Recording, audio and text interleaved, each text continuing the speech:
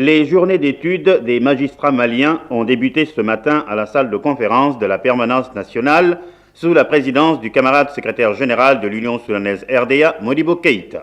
Participent à ces journées d'études les membres du bureau politique national, les commissaires politiques, les membres du gouvernement, de l'Assemblée nationale, de la commission des législations de l'Assemblée nationale, le secrétaire général du gouvernement, le secrétaire général de l'Assemblée nationale, les inspecteurs des affaires administratives, les gouverneurs de région, le directeur des services de sécurité, l'état-major de l'armée, le commandant de la gendarmerie, les chefs des unités en garnison à Bamako et Kati, 2 conseillers techniques du président du gouvernement, les magistrats maliens de l'ordre judiciaire et de l'ordre administratif, les avocats maliens, le cabinet du ministre de l'Intérieur, le directeur de l'Intérieur, le chef du service pénitentiaire et le commandant de cercle de Bamako. Sur les murs de la salle pavoisée aux couleurs nationales, on remarquait des banderoles sur lesquelles on pouvait lire « Pour une justice populaire égale pour tous », la justice pour la sauvegarde de l'option socialiste du parti, le magistrat citoyen militant engagé au service de la construction du socialisme, la justice du peuple pour le peuple et la justice pour la défense de la propriété socialiste. À 9h15, la sirène de la police a annoncé l'arrivée du président Modibo Keïta, qui a été accueilli par le camarade Yacouba Maïga, membre du bureau politique national, vice-président de l'Assemblée nationale. Après avoir salué toute l'assistance qui, debout, l'a acclamé, le président Modibo Keïta a dit « Je déclare ouvert le premier séminaire de la justice en République du Mali et je passe la parole au ministre chargé de la Justice. » Camarade secrétaire général, camarades, si la tenue de séminaires ou de journées d'études s'inscrit naturellement dans les préoccupations du parti et du gouvernement pour l'information et la formation de nos militants et de nos cadres, cette initiative revêt une signification singulière lorsque les assises ont pour objet le service judiciaire et les magistrats. L'intérêt particulier ainsi témoigné à ce service social souligne l'importance du rôle que l'Union soudanaise RDA assigne à la justice dans le Mali nouveau. La distribution de la justice est un attribut de la souveraineté nationale. La manière dont elle est dispensée traduit les intentions de la puissance qui l'exerce en révélant les buts qu'il s'est fixés. La justice coloniale que nous avons connue arbitraire, inique, a constamment servi la puissance dominatrice dont elle est demeurée l'instrument aveugle. Les abus, les exactions que nous avons subies dans notre patrimoine, dans notre chair et dans notre dignité nous ont souvent contraints à nous réfugier dans la résignation ou la rénonciation. Un droit essentiel de l'homme, le droit à la justice, n'était pas assuré. L'humiliation infligée par cette frustration a été amèrement ressentie. Elle a renforcé notre sentiment d'indignation et de révolte, car chez nous plus qu'ailleurs, le besoin de la justice est inné. Cette profonde aspiration de nos populations devait être rapidement et complètement satisfaite dès notre accession à la souveraineté nationale. Soucieux d'apporter des apaisements salutaires, dès 1959, notre gouvernement a confié la mission de juger à des enfants du pays. Les incompréhensions et les obstructions n'ont pas entamé sa volonté qui était celle de son peuple tout entier. L'africanisation du cadre des magistrats a été achevée et le Mali est fier de ne plus compter d'étrangers parmi ses magistrats jugeants, à une exception près. La réorganisation de nos structures judiciaires est terminée. L'unité de juridiction est réalisée et la justice a rendu égale pour tous les citoyens. Des justices de paix, des tribunaux de première instance, une cour d'appel, une cour suprême ont été créées dans l'ordre judiciaire, tandis qu'une cour d'État comportant une section constitutionnelle, une section du contentieux et une section des comptes étaient instituées dans l'ordre administratif. Le rôle de ces cours et tribunaux fera l'objet d'exposés appropriés. Dans le même temps, étaient élaborés et adoptés, grâce aux efforts soutenus de nos juristes et de nos responsables politiques, un code pénal, un code de procédure civile, commerciale et sociale, un code du mariage et de la tutelle, un code de la nationalité, une loi sur l'assistance judiciaire, un code de procédure pénale. Il convient de signaler ici que les organisations populaires ont été intimement associées à la discussion des différents projets. Une mention particulière doit être faite pour le code du mariage et de la tutelle, dont le projet a été l'objet de la discussion la plus large à la base, eu égard à son objet et à ses incidences directes sur notre vie sociale. Son contenu progressiste et réaliste a valu au parti la reconnaissance de nos sœurs rétablies dans toute leur dignité. À l'extérieur, l'approbation et l'admiration sont quasi unanimes. La pleine capacité civile est reconnue à nos épouses et le droit de répudiation dont le mari abusait en transgressant souvent la coutume et le Coran a été aboli. La loi protège la femme dans le mariage et après le mariage. Les intérêts des enfants ont fait l'objet de dispositions strictes et efficaces. Les caractéristiques et les heureuses innovations de ce code témoignant de notre souci constant d'évolution harmonieuse seront soulignées par ailleurs. Il a emporté d'enthousiasme l'adhésion générale parce qu'il traduit les aspirations actuelles de nos masses. Les quelques difficultés d'application soulevées, d'ordre purement matériel, ont reçu les solutions adéquates contenues du reste dans une circulaire d'application précise et détaillée. Nos juges ont ainsi été armés d'instruments efficaces dans des domaines essentiels où une législation faisait défaut ou que la législation étrangère ne pouvait plus régir valablement.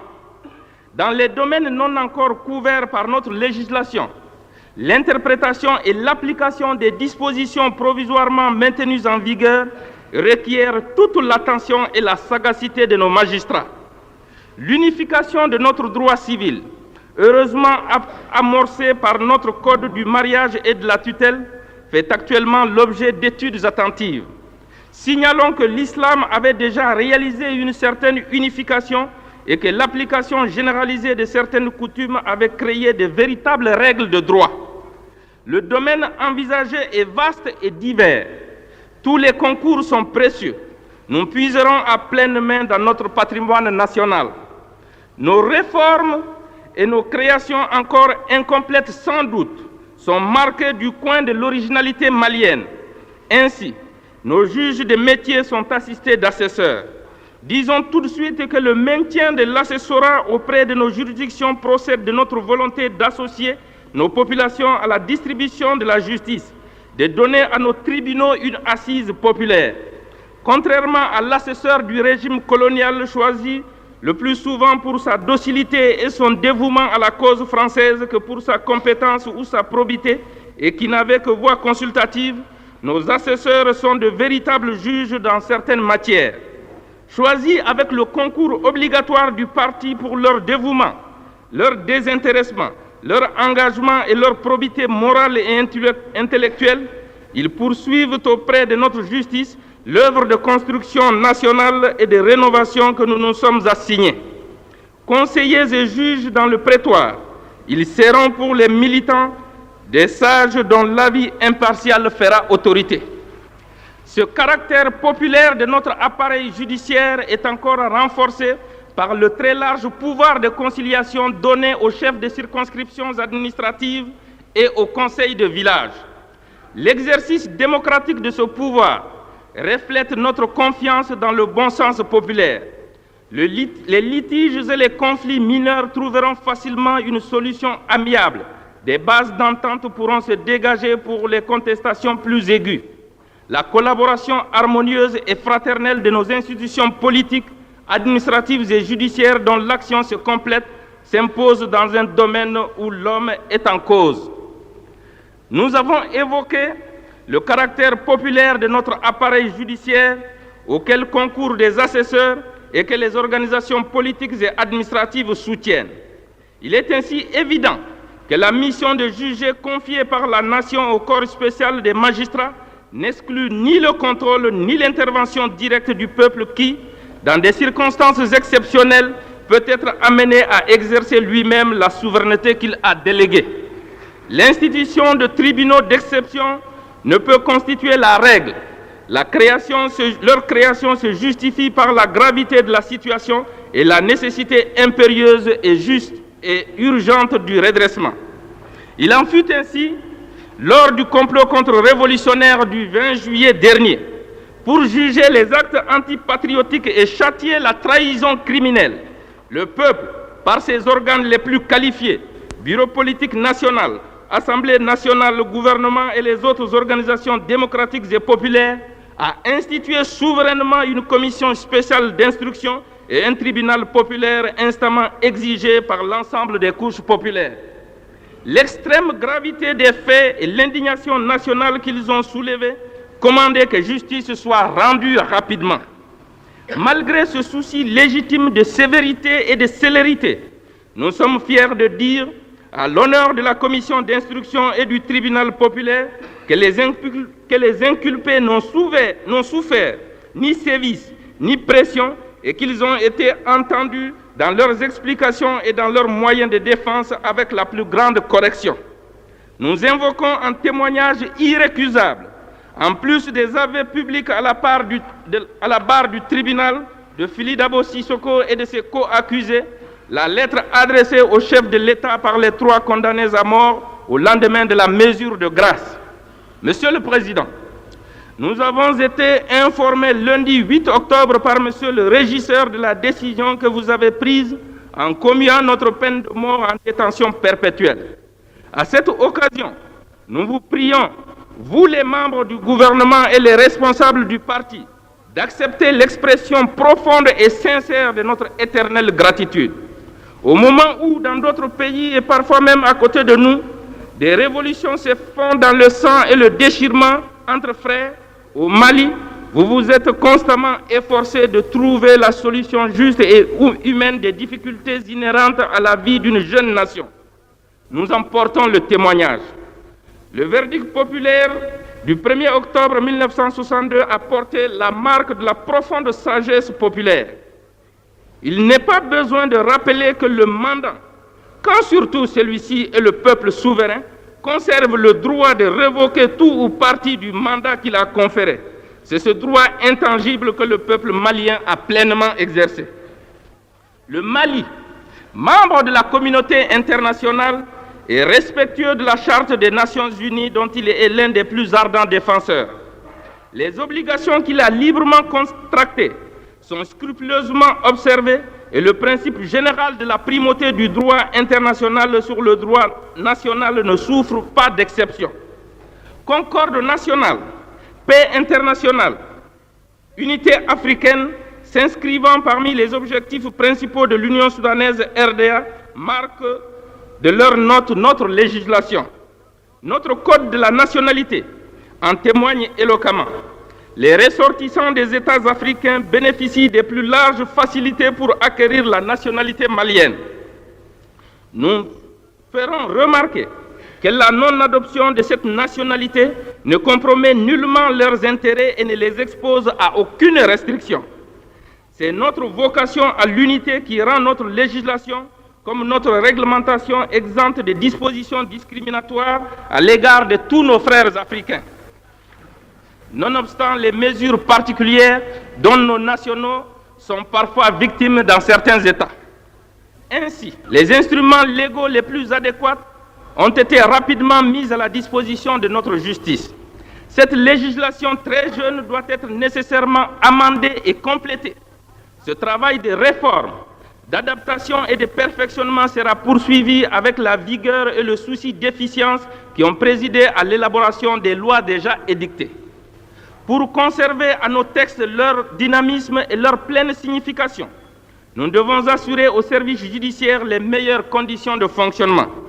Nous sommes convaincus que le parti atteindra son but ultime, l'épanouissement de l'homme malien.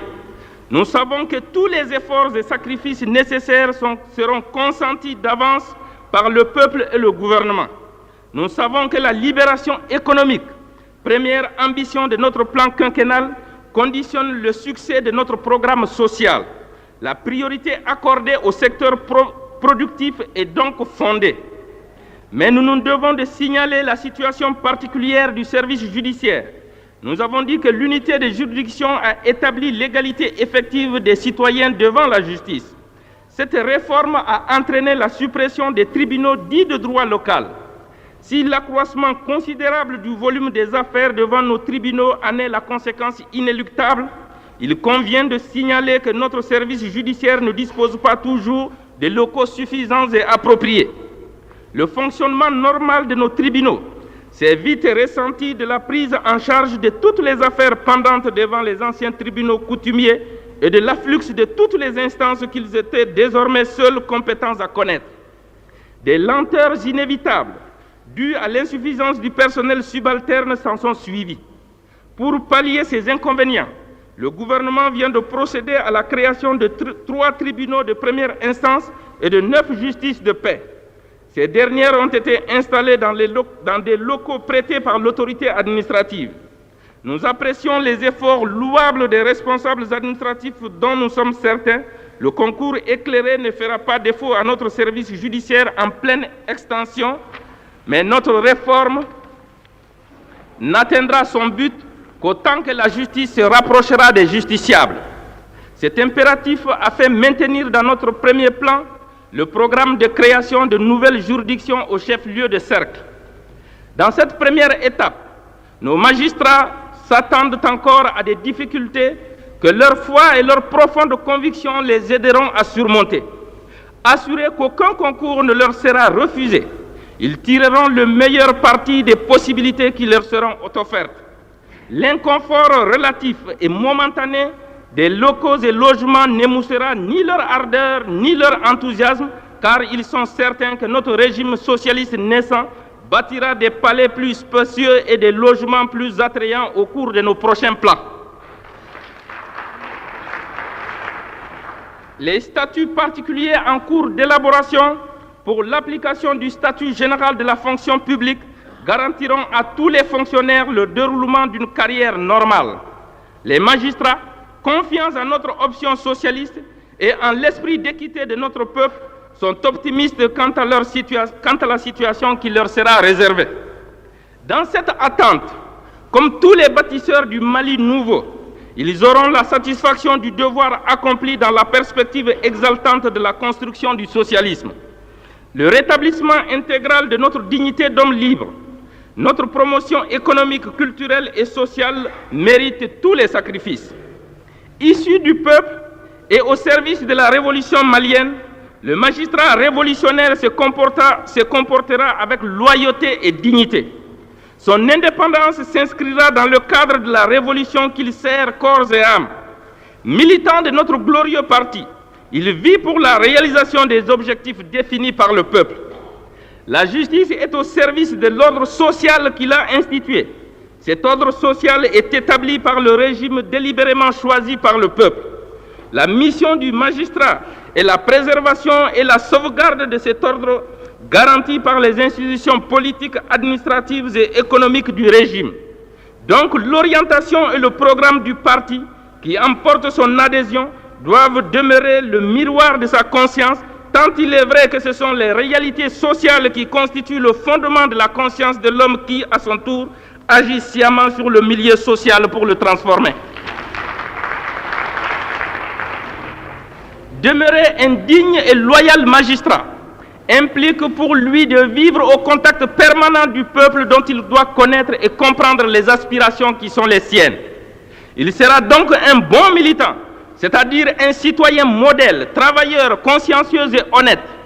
Cette dignité de tous les jours exigée du militant le prépare mieux à sa tâche, car il saura que s'il lui faut une autorité faite à la fois de qualité, de fermeté et de bienveillance, de compréhension des problèmes humains, la morgue et les attitudes hautaines lui sont interdites.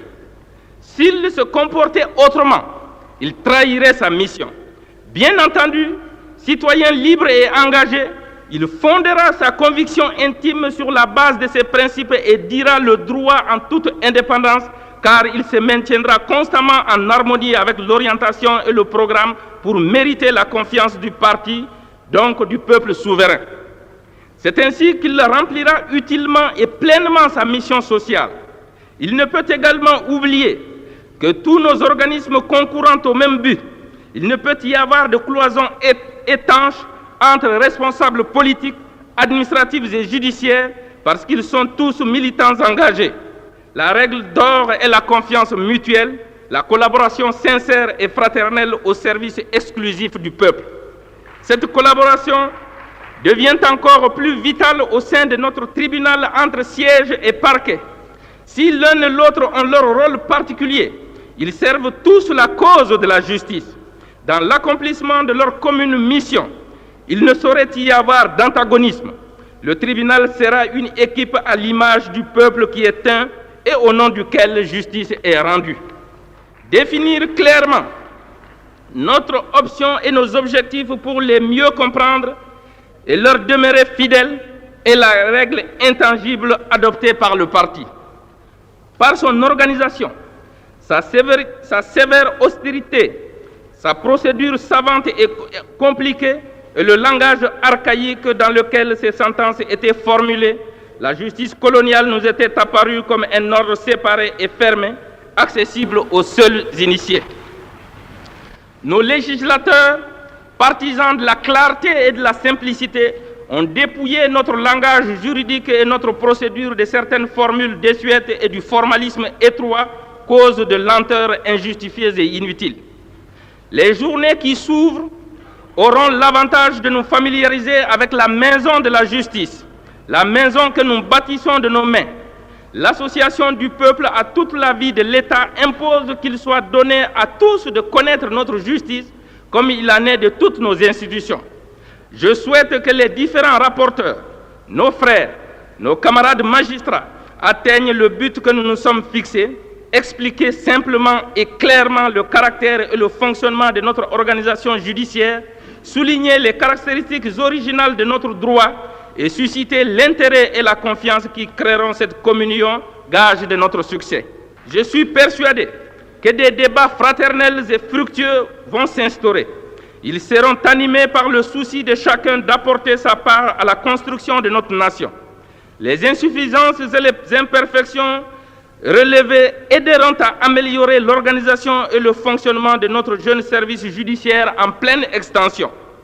Les propositions et suggestions que nous souhaitons nombreuses ne manqueront pas d'enrichir le droit national que nous créons et qui sera marqué par nos valeurs traditionnelles. Le 6e congrès de l'Union soudanaise RDA a demandé à chaque citoyen de se perfectionner et de devenir meilleur. Les militants préposés à l'administration de la justice seront reconnaissants au parti de l'occasion qui leur est offerte de se pencher sur leurs problèmes particuliers afin de les approfondir et de les faire mieux connaître. Ils sont fiers d'être les premiers à tenir leurs assises après le 6e congrès. Sensibles au réconfort et à l'aide qui leur sont ainsi prodiguées, ils réaffirment leur libre et ferme détermination de demeurer fidèles à l'admirable peuple du Mali et à son option socialiste. Ce fut ensuite le tour du camarade Hassan Sey, conseiller à la Cour suprême, conseiller technique au ministère de la Justice, de présenter le rapport sur l'organisation judiciaire en République du Mali. Après la présentation de ce rapport, long de 37 pages, la discussion générale s'est ouverte.